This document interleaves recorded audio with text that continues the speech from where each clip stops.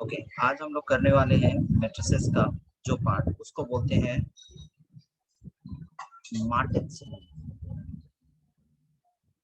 इसका दूसरा नाम है मैट्रिक्स मेथड, या कभी कभी इसका नाम लिख के दे देता है मैट्रिक्स इन्वर्जन मेथड। ये सब एक ही चीज का अलग अलग नाम है, ठीक है। मैट्रिक्स इन्वर्जन मेथड, इसमें एक्चुअली करते क्या है गाइस, आप लोगों को याद होगा छोटे क्लासेस में हम लोगों को इक्वेशंस को सॉल्व करने के लिए कुछ मेथड सिखाया जाता था। एलिमिनेशन, सब्स्टिट्यूशन, कंपैरिजन, था ना, ये सब मेथड होता था। तो यहाँ पे क्या है, उसमें क्या होता था, हम लोग सिर्फ दो ही इक्वेशंस को सॉल्व कर पाते थे। यहाँ पे क्या है गाइस, हम लोगों को तीन इक्वेशंस दिया रहेगा। यहाँ हमें तीन इक्वेशंस दिया रहेगा और हमें बोला जाएगा कि आप मैट्रिक्स के हेल्प से ये तीन इक्वेशंस को सॉल्व कीजिए। तो मैट्रिक्स के हेल्प से कैसे तीन इक्वेशंस को सॉल्व किया जाता है, वही हम लोग मार्टिन्स रूल में करते हैं। जैसे मान लो एक सेट ऑफ इक्वेशंस देगा आपको 3x plus 3 5x plus 3y plus z is equal to 16, 2x plus y plus 3z is equal to 19, x plus 2y plus 4z is equal to 25। ये equation दिया गया है और तुमको बोलेगा ये मार्टिन्स रूल, मैट्रिक्स मेथड या matrix inversion method लगा के सॉल्व करो, ठीक है। ओके, तो इसको किस तरह से हम लोग सॉल्व करते हैं, ये प्रोसेस को ध्यान से देखना। सबसे पहले हम लोग लिखते हैं the given system of equations, the given system of equations can be written in the form ax, capital में सारा ax equals to b, where capital A is equal to, capital A क्या होगा गाइस, कैपिटल A होगा coefficient matrix. Coefficient matrix, ये जो आप part देख रहे हो ना, पहले आप देखो x वाले पार्ट को देखो, x के साथ यहाँ पे क्या क्या नंबर लगा है, 5 to 1, तो पहला कॉलम होगा 5 to 1। y के साथ क्या क्या लगा है, 3 1 2। z के साथ यहाँ पे क्या लगा है, 1 3 4। ये मेरा ए मैट्रिक्स होगा। इतना ध्यान रखना, अगर मान लो यहाँ पे -4 होता, बाई चांस अगर यहाँ पे -4z होता, तो मैं यहाँ पे -4 लेता उसको, समझ आया। कोएफिशिएंट विद साइन आपको लेना है, यहाँ पे सारा का सारा कोएफिशिएंट पॉजिटिव है बोल के कोई नेगेटिव साइन मैंने लिया नहीं। दिल क्लियर है।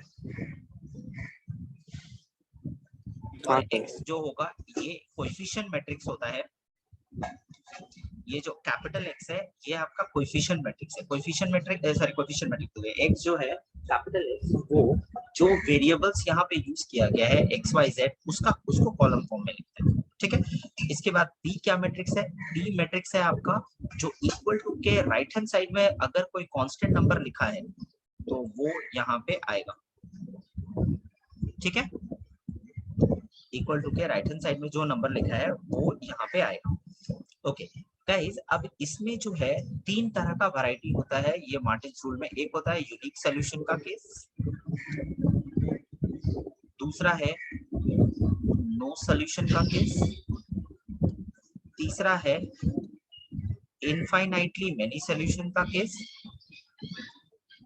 ठीक है, इनफाइनाइटली मेनी सॉल्यूशंस का केस, ठीक है। हम लोग जो तो इसके लिए गाइस क्या करेंगे, जब भी आप ये लाइन, ये तीनों केसेस में आपको ये चीज लिखना है, the given system of equations can be written in the form ax equals to b where a is equal to this, b is equal to this and x is equal to this, ये लिखा है।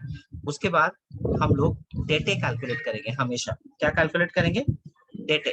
डेटे कैसे calculate करते हैं ये मैंने सिखाया है आप लोगों को, सिंगुलर मैट्रिक्स कैलकुलेट करते हो, 5 को रखा फिर 5 छुपा, ये कितना हो गया 4 -6 -3, ये छुपा ये हो गया 8 -3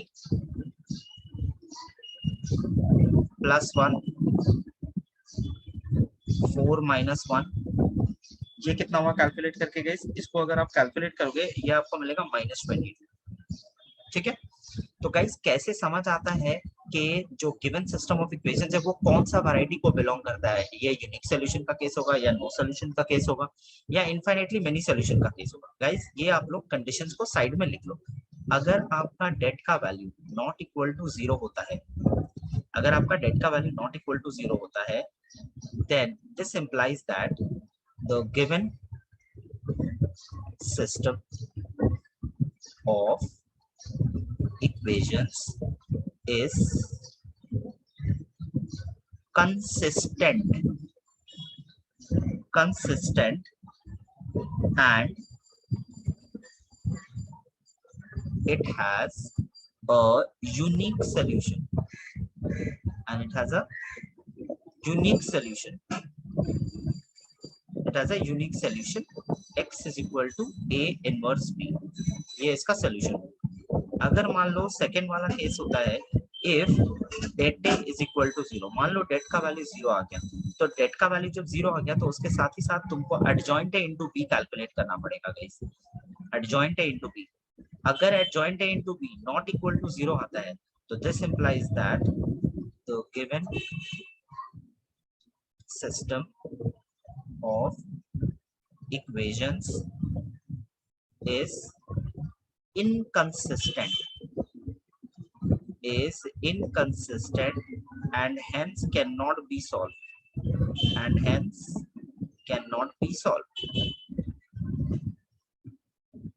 ठीक है, and hence cannot be solved. और तीसरा होता है गाइस, तीसरा होता है if det a is equal to 0 and adjoint a into b is also equals to 0, अगर दोनों ही equal to 0 हो जाए then ये केस होता है, फिर लिखेंगे this implies that the given system of equations is consistent and it has an infinitely many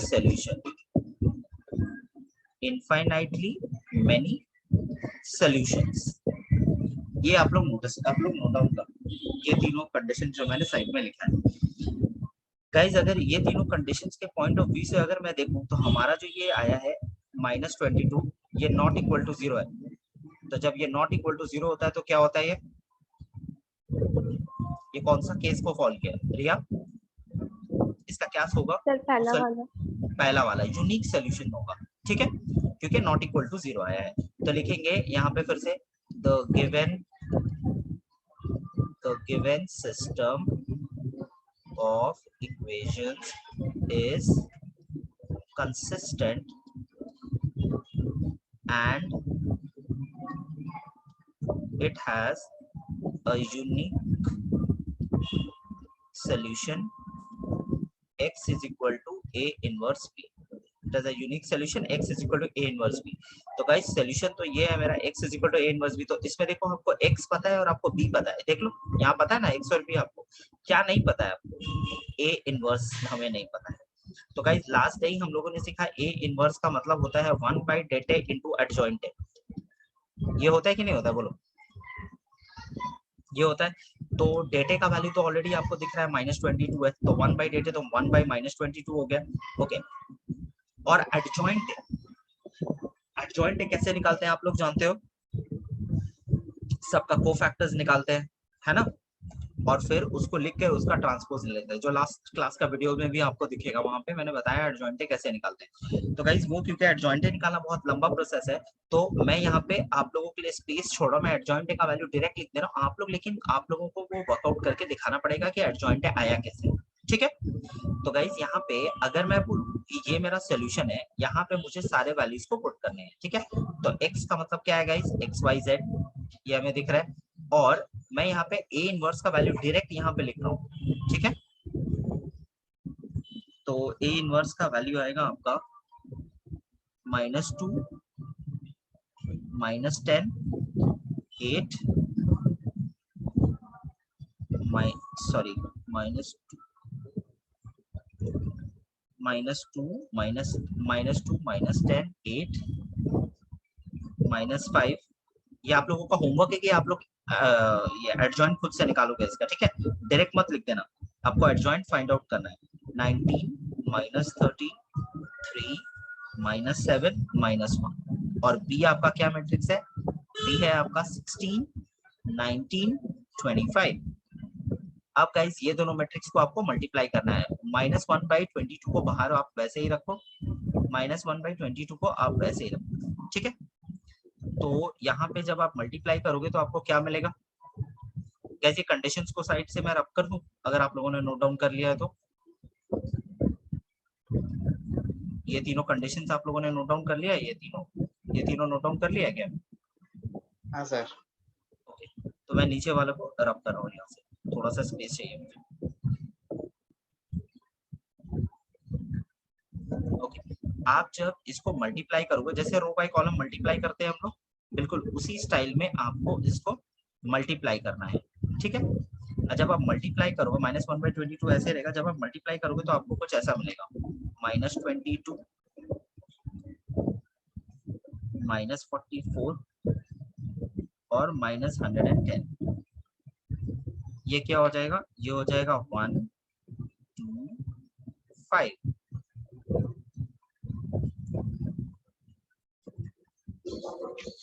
ठीक है, तो यहाँ पे आप हम लोग बोल सकते हैं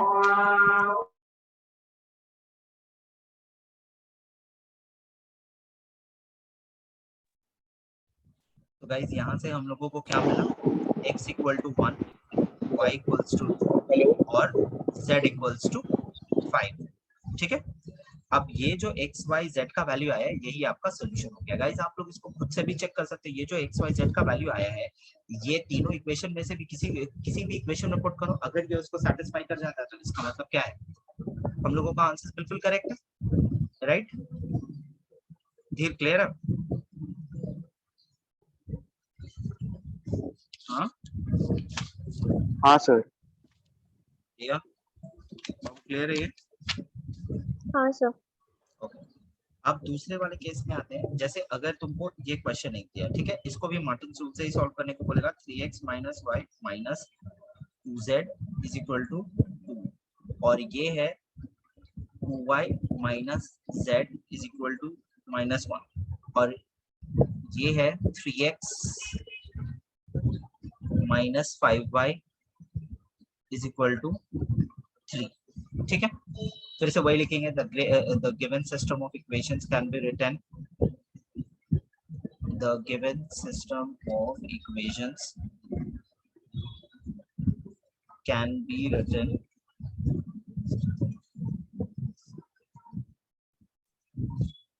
the given system of equations can be written in the form ax = b, यहाँ पे where a = ए क्या होगा? अब देखो यहाँ पे अगर नोटिस करोगे सेकंड वाले में x का कोई टर्म नहीं है, तो इसका मतलब वो 0 है, ठीक है। दूसरे वाले में हो जाएगा -1 2 -5 और तीसरे वाले में हो जाएगा -2 -1 0। x हो जाएगा, कैपिटल X हो जाएगा x y z और आपका b हो जाएगा 2 -1 3, ठीक है। इसके बाद हम लोग एज यूजुअल वे में डेटे कैलकुलेट करेंगे। तो डेटे होगा 3 टाइम्स ऑफ 0 - 5 प्लस 1, ये गया 0 प्लस 3 और फिर -2, ये क्या है गया 0 -6। अल्टीमेटली ये पूरा कैलकुलेट होके आपको 0 मिलेगा। तो अगर डेटे का वैल्यू 0 आता है तो ये क्या हो सकता है? या तो ये टाइप नंबर 2 हो सकता है या टाइप नंबर 3 हो सकता है, राइट। तो इसको कंफर्म करने के लिए हम लोग क्या करते हैं? हम लोगों को क्या करना पड़ेगा? Adjoint A into B calculate करना पड़ेगा, राइट गाइस। हमें adjoint A into B calculate करना पड़ेगा, तभी ये कंफर्म होगा कि ये कौन सा वैरायटी को बिलोंग करता है। तो गाइस फिर से देखो, एडजॉइंट ए आप लोगों को निकालना होगा, आप लोग जानते हो कैसे निकालते हो। यहाँ पे मैं सम के लिए टाइम वेस्ट ना हो ज्यादा, एडजॉइंट ए निकालने में थोड़ा टाइम लगता है, तो हम लोग बेहतर है कि एडजॉइंट ए को मैं लिख दे रहा हूँ, आप लोग को एग्जाम में एडजॉइंट ए निकाल के दिखाना होगा, ठीक है, कि एडजॉइंट ए क्या है। तो एडजॉइंट ए का मैं डायरेक्ट वैल्यू लिख देता हूँ। एडजॉइंट ए आएगा आपका -5 -3 -6 10 6 12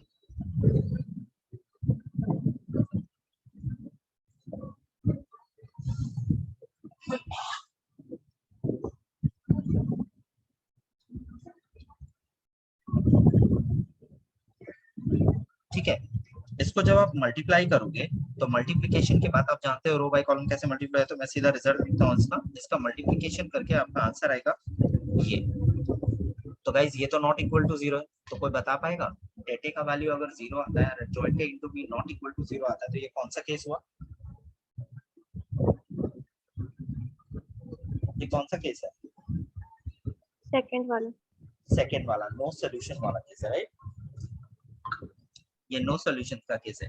तो क्या करेंगे गाइस, लिखेंगे यहाँ पे कंक्लूजन कैसे देंगे, सिंस टेटे इज इक्वल टू 0 एंड। अच्छा गाइस एक बात बताओ, यहाँ -5 -3 -6 आया, अगर मान लो यहाँ पे 0 0 आता तो क्या ये नॉट इक्वल टू 0 होता? Of course. अगर एक भी एलिमेंट इस मैट्रिक्स का नॉट इक्वल टू 0 होता है तो वो पूरा नॉट इक्वल टू 0 हो जाएगा। समझ आ रहा है? जीरो मैट्रिक्स इसको तभी बोलेंगे जब सारा एलिमेंट 0 आए। बात समझ आ रहा है? एक भी अगर नॉन 0 रहेगा तो वो नॉट इक्वल्स टू 0, ठीक है? क्या लिखेंगे, and adjoint A into B is not equal to 0, therefore फिर वही डायलॉग लिखेंगे, the system of equations is inconsistent and hence cannot be solved, ठीक है? The system of equations is inconsistent and hence cannot be solved, ठीक है? हो जाएगा ये? धीर क्लियर है ये?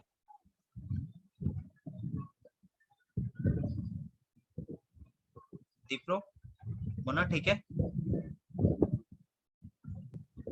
हाँ सर। थर्ड केस था हमारा इनफाइनाइटली मेनी सॉल्यूशंस।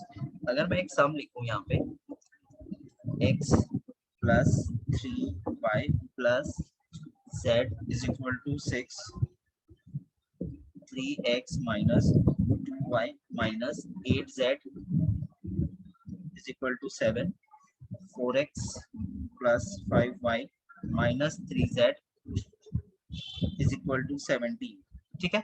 इसको सॉल्व करना, फिर से वही लिखेंगे, the given system of equations can be written in the form ax equals to b where a equals to, वो लिखना होगा आपको, ठीक है?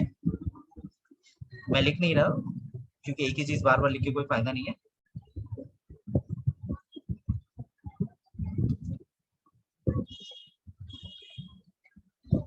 Capital X is equal to and B equals to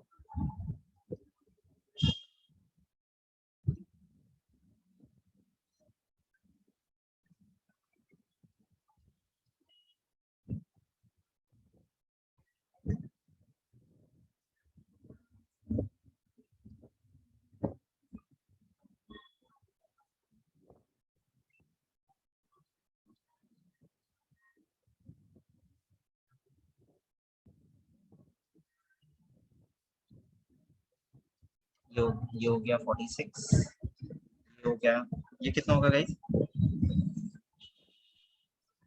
69, 13 into 3, ये 69 हो जाएगा माइनस 69 और ये हो जाएगा प्लस 23, ये इक्वल टू 0 आ रहा है। फिर से जब ये इक्वल टू 0 आया तो कंफर्म करने के लिए है कि ये टाइप 2 को बिलोंग करता है या टाइप 3 को बिलोंग करता है, उसके लिए आपको एडजॉइंट ए इनटू बी निकालना पड़ेगा। तो एडजॉइंट ए का वैल्यू फिर से मैं डायरेक्ट लिख दे रहा हूँ, आप लोगों को एडजॉइंट ए निकाल कर दिखाना होगा पूरा, को फैक्टर्स एंड ऑल जैसे भी जो प्रोसेस बताया था वो पूरा प्रोसेस। 46 minus 23, 23, 14 minus 7, 7,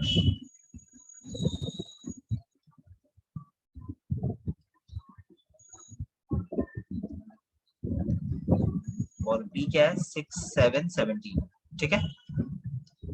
इसको जब आप मल्टीप्लाई करोगे तो यहाँ आपको प्योरली मिलेगा 0 0 0, ठीक है? तो ये कौन सा टाइप को बिलोंग करता है, सेकेंड या थर्ड?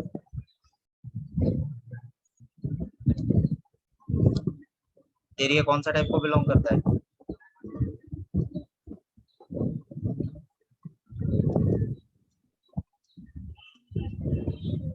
दीप्रो ये कौन सा टाइप को बिलोंग करता है? Third type. The given system of equations is consistent and it has an infinitely many solutions. Infinitely many solutions. अब ये इनफाइनाइटली मेनी सॉल्यूशंस कैसे निकालते हैं, ये चीज को जरा अब ध्यान से नोटिस करो, ठीक है गाइस। जब भी आपका इनफाइनाइटली मेनी सॉल्यूशंस का केस आएगा, वहां पे आपको क्या करना होता है, यहाँ पे एक्स वाई जेड आप देख पा रहे होगे ये इक्वेशन में, तो उसमें से कोई भी एक अल्फाबेट, जनरली मैं जेड को ही पुट करता हूँ, तो जेड को तुम के पुट करो और यहाँ लिखना के is any real number, any real number, ठीक है।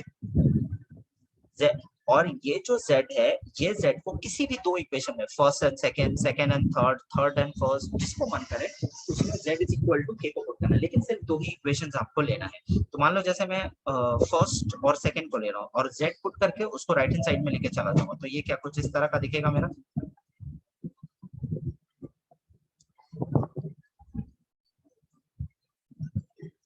ये कुछ ऐसा दिखेगा।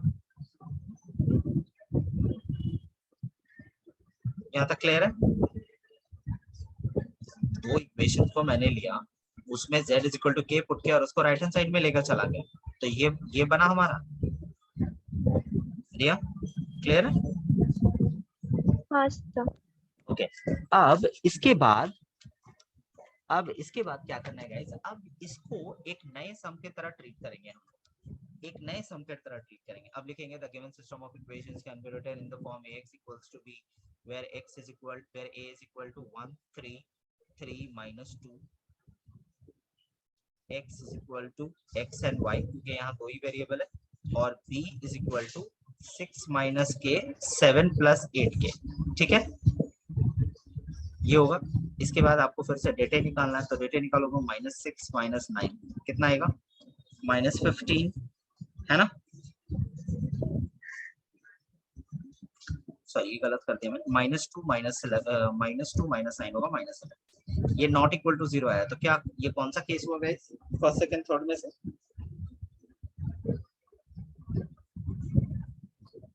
डेट का वैल्यू नॉट इक्वल टू 0 आया, ये कौन सा केस है बोलो, कोई बोलेगा।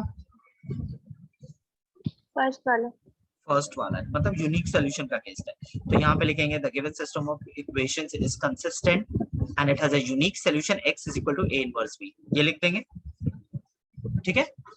और उसके बाद x is equal to a inverse b मेरा सॉल्यूशन है, तो x is equal to a inverse b अगर मेरा सॉल्यूशन है, तो मुझे x तो पता है, मुझे b पता है। यहाँ पे देखो ये x है, ये b है, मुझे क्या नहीं पता है, a इनवर्स नहीं पता है। तो गाइस अब आपको a इनवर्स निकालना होगा, या मैं इसको रब कर रहा हूँ, ये अब इसका जरूरत नहीं है, ठीक है। तो a इनवर्स निकालने के लिए आप a इनवर्स का फॉर्मूला आप लोग जानते हो, 1/डेटा इनटू एडजॉइंट होता है ना।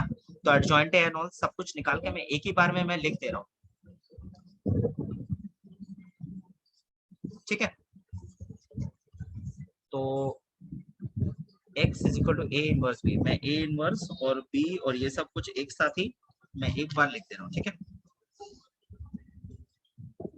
-1/11 2 -2 -3 -3 1 और 6, ये b है आपका, ये आपका a इनवर्स है, ठीक है। 6 minus k 7 plus 8k, ठीक है। आप जब इसको मल्टीप्लाई करोगे तो आपको कुछ ऐसा एक्सप्रेशन मिलेगा, -33 -22k -11 plus 11k ये मिलेगा, और -1/11 जब आप अंदर डालोगे तो कितना होगा, 3 plus 2k 1 minus k, ठीक है।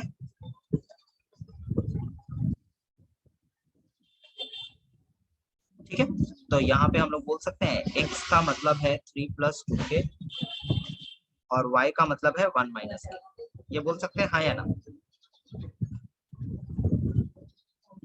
ये बोल सकते हैं।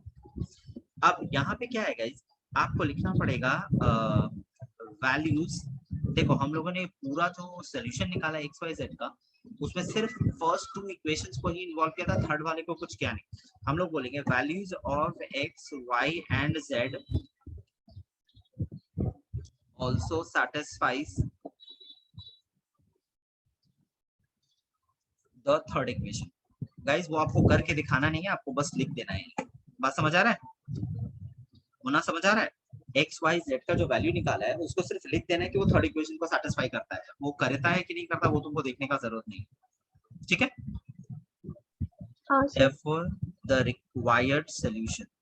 Therefore the required solution हो जाएगा x is equal to 3 plus 2k, y is equal to 1 minus k और z is equal to k तुमने ऑलरेडी पहले से लिया है, ये लिखोगे where, ये फाइनली मेंशन कर देना जरूरी से, where k is any real number. Clear है? तो इनफाइनाइटली मेनी सोल्यूशन क्यों बोल रहे हैं इसको, क्योंकि for different values of k तुम्हें different sets of x y z का वैल्यू मिलेगा, ठीक है, इसीलिए इसको इनफाइनाइटली मेनी सॉल्यूशंस बोलते हैं। ये क्लियर है? धीर क्लियर है ये? हाँ सर। ओके, इसके बाद गाइस ये तो तीनों के 2/2 का भी सम होता है, बिल्कुल सिमिलर अप्रोच रहेगा, सेम कंडीशंस रहेगा 2/2 के लिए भी, ठीक है, वो मैं होमवर्क में भेजूंगा आज तुम लोगों को। इसके बाद इसमें कुछ वेरिएशंस होता है गाइस, ये प्रोसेस तो यही रहेगा, कंडीशंस यही रहेगा, तुम्हें कुछ वेरिएशंस दिया रहेगा, ठीक है। वो वेरिएशंस क्या क्या है, जैसे देखो तुमको क्वेश्चन में इस तरह से क्वेश्चन करके दे देगा 2/x plus 3/y plus 10/z is equal to 4, ये एक इक्वेशन दिया। दूसरा इक्वेशन आपको देगा 4/x minus 6/y plus 5/z is equal to 1, ये एक इक्वेशन। दूसरा इक्वेशन है 6/x plus 9/y minus 20/z is equal to 2। तो गाइज मार्टिन्स रूल तभी लग सकता है जब जिसका वैल्यू, यहाँ पे हम लोगों का टारगेट क्या है, एक्स वाई जेड का वैल्यू ढूंढना, तो मार्टिन्स रूल आप तभी लगा सकते हो जब यहाँ पे एक्स वाई जेड न्यूमरेटर में हो। अभी तक जो तीनों टाइप मैंने आपको दिखाया उसमें कहीं पे भी एक्स वाई जेड नीचे नहीं लिखा था, ठीक है। ये इक्वेशन अगर ऐसा होता, मान लो जैसे x/2 प्लस y/3, तो डायरेक्ट मार्टिन्स रूल यहाँ पे लग सकता था, क्योंकि एक्स वाई जेड यहाँ नीचे नहीं है ऊपर है। लेकिन अगर नीचे हो जाता है तो फिर प्रॉब्लम हो जाएगा, आप यहाँ पे मार्टिन्स रूल नहीं लगा पाओगे। तो फिर सॉल्व कैसे करेंगे, इसके लिए क्या होगा गाइस, आप 1/x को a ले लो, 1/y को b ले लो और 1/z को c ले लो। तो ये इक्वेशन कैसा दिखेगा guys, 2a plus 3b plus 10c is equal to 4, 4a minus 6b plus 5c is equal to 1, 6a plus 9b minus 20c is equal to 2। ये हो गया। अब फिर आप लिखोगे the given system of equations can be written in the form ax equals to b। a के जगह पे आप जानते हो आपको कोएफिशिएंट मैट्रिक्स लिखना है, यहाँ कैपिटल x के जगह पे आप लिखोगे abc, x y z मत लिख देना जल्दी जल्दी में, और b का मतलब जो होता है इक्वल टू के उस तरफ वही होगा आपका। फिर आप डेटा चेक करोगे, ये इनफाइनाइट, ये आपका यूनिक सॉल्यूशन का केस है, ठीक है। इसका मैं आंसर आपको दे दे रहा हूँ, और देखो जब आप इसको सॉल्व करोगे गाइस तो ऑब्वियसली आपको एबीसी का वैल्यू मिलेगा, है ना, आपको तो एबीसी का वैल्यू मिलेगा। आपको एबीसी का वैल्यू मिलेगा, ए का वैल्यू मिलेगा 1/2, बी का वैल्यू मिलेगा 1/3 और सी का वैल्यू मिलेगा 1/5। और गाइस ए का मतलब क्या है, ए का मतलब क्या था, ए का मतलब था हमारा 1/x। तो क्या मैं ए के जगह पे 1/x लिख दूं, 1/x इज इक्वल टू 1/2, तो x इज इक्वल टू 2 हो गया। सिमिलरली बी का मतलब हमारा क्या था, बी का मतलब था हमारा 1/y is equal to 1/3, y is equal to 3, C का मतलब था मेरा 1/z इज इक्वल टू 1/5। तो ये कितना हो गया, z इज इक्वल टू 5, है ना, ये हो जाएगा आपका आंसर। ये क्लियर है? इसको कैसे हैंडल करते हैं, फ्रैक्शंस में होगा तो क्लियर, मुन्ना क्लियर? हाँ सर। ओके, एक और वैरायटी का सम कुछ दिनों से देखा जा रहा है कि ये वैरायटी का सम बहुत बार एग्जाम्स में दे रहे हैं। क्वेश्चन में लिखता है find the product of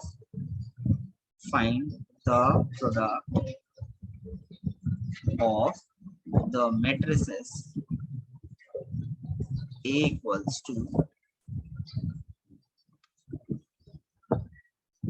-5 7 1 1 1 -1 3 -5 1, B is equal to 1 3 2 1 2 1 2 1 3। ये दे देगा, बोलेगा पहला क्वेश्चन होगा find the product of these two matrices. इसके बाद आपको बोलेगा hence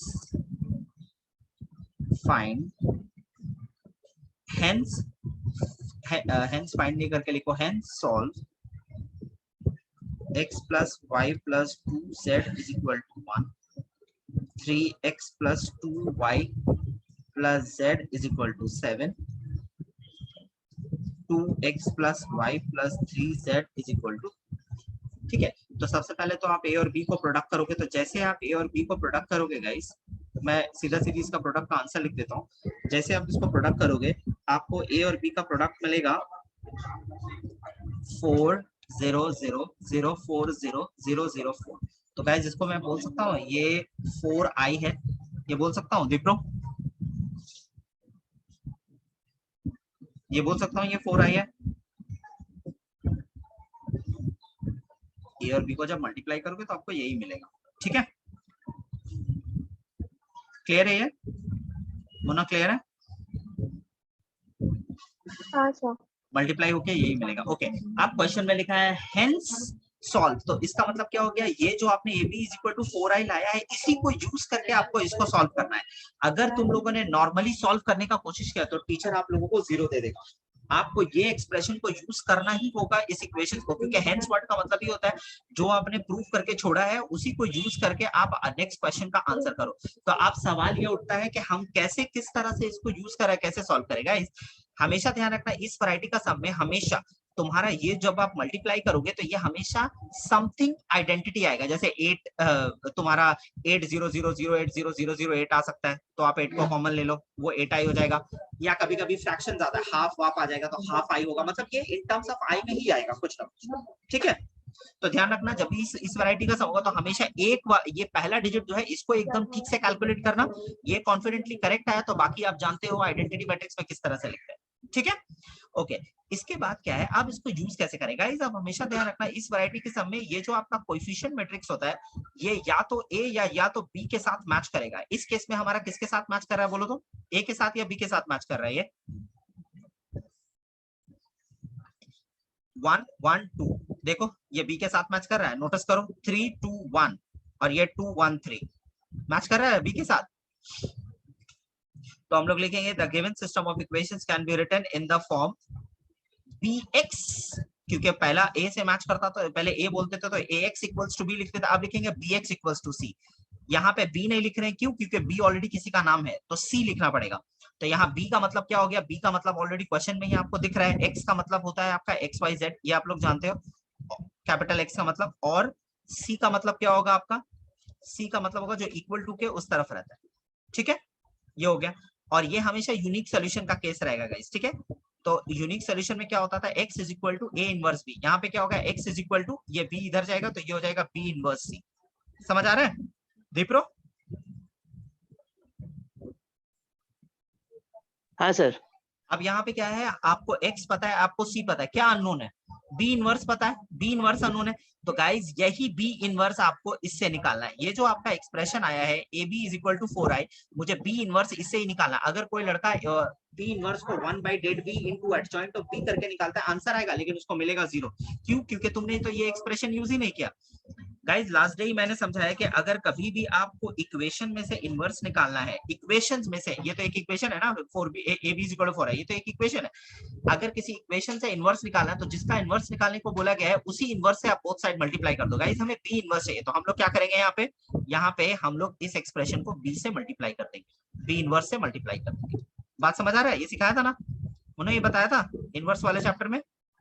जब भी इक्वेशन से इनवर्स निकालते हैं तो इनवर्स से ही मल्टीप्लाई, और उसको देखना क्योंकि b के पास ही b इनवर्स को रखना। देखो और एक चीज ध्यान रखना, अगर आप b इनवर्स को यहाँ राइट साइड में लिख रहे हो तो इस तरफ भी राइट साइड में ही लिखना, बी केयरफुल, ऑर्डर मेंटेन करना, ठीक है। अब देखो a ऐसे ये b इंटू b इनवर्स हो जाएगा आपका i, क्यों? क्योंकि देखो b है और b इनवर्स है, तो b को आप ऐसे रखो, b इनवर्स को आप क्या 1/b लिख सकते हो, तो ये कटता है। मैट्रिक्स में तो ऐसा कैंसिल होता नहीं है, लेकिन आंसर क्या आ रहा है 1, तो मैट्रिक्स के केस में 1 नहीं लिखते हम लोग, i लिखते हैं, तो इसीलिए मैंने i लिखा है। i it's like 1 in case of matrix, i it's like 1। इसको यूनिट मैट्रिक्स भी बोलते हैं और आइडेंटिटी मैट्रिक्स भी बोलते हैं। तो i अगर 1 है तो किसी भी 1 को तुम किसी भी नंबर से मल्टीप्लाई करते हो तो आपको वही नंबर रिटर्न मिल जाता है। तो यहाँ पे अगर आप 1 को b इनवर्स से मल्टीप्लाई करोगे तो क्या आपको b इनवर्स नहीं मिलेगा? और यहाँ पे क्या हो गया गाइस, यहाँ पे आपका फिर से a इंटू 1 करोगे तो आपको a ही मिलेगा। 4 बी इनवर्स। तो गाइस यहाँ पे बी इनवर्स का मतलब क्या है? बी इनवर्स का एक्चुअली लिटरल मतलब है 1/4 है। तो आप क्या करोगे यहाँ पे? बी इनवर्स के जगह पे लिखोगे 1/4 है ना, और सी यहाँ पे। तो ए मैट्रिक्स तो ऑलरेडी आपको पता है, यहाँ पे देख पा रहे हो, ये क्वेश्चन में ही गिवन था आपको। इसको आप प्लेस करोगे, सी मैट्रिक्स ऑलरेडी आपको पता है, आप उसको लिखोगे, दोनों को मल्टीप्लाई करोगे, जो आंसर आएगा उसको 1/4 से मल्टीप्लाई कर देना अंदर, फिर x is equal to y is equal to z is equal to answer. Clear? हाँ सर। सबको क्लियर हुआ? दीपक हाँ, क्लियर है? ओके। बहुत बार होता क्या है, मान लो तुमको हाँ, सर। एक क्वेश्चन देगा, उस क्वेश्चन में तुमको बोलेगा कि एक मैट्रिक्स देकर के पहले बोलेगा एक मैट्रिक्स दे देगा तुम लोगों को, ठीक है? अच्छा, ये वाला सबको मैं नेक्स्ट क्लास में डिस्कस करूंगा, ठीक है? और नेक्स्ट क्लास में हम लोग मैट्रिसेस का कुछ थ्योरेटिकल सम्स भी हम लोग डिस्कस करेंगे, ठीक है? तो ये जो एक टाइप बच गया है, एक टाइप नहीं बचा, टाइप तो मैंने डिस्कस कर दिया है, ये एक सम बचा है सिर्फ उसका, उसमें थोड़ा हल्का वेरिएशन है, बस वो दिखाऊंगा 5 मिनट नेक्स्ट क्लास में, और फिर मैं इसका थ्योरेटिकल सम में कराऊंगा नेक्स्ट क्लास में, ठीक है? इसका मैं होमवर्क भेज देता हूं, ये ऑलमोस्ट खत्म हो चुका है, बस थ्योरेटिकल सम डिस्कस करते ही ये ओवर हो जाएगा आपका, ठीक है? रिकॉर्डिंग थोड़ी देर में मिल जाएगा आप लोगों को। Thank you everyone.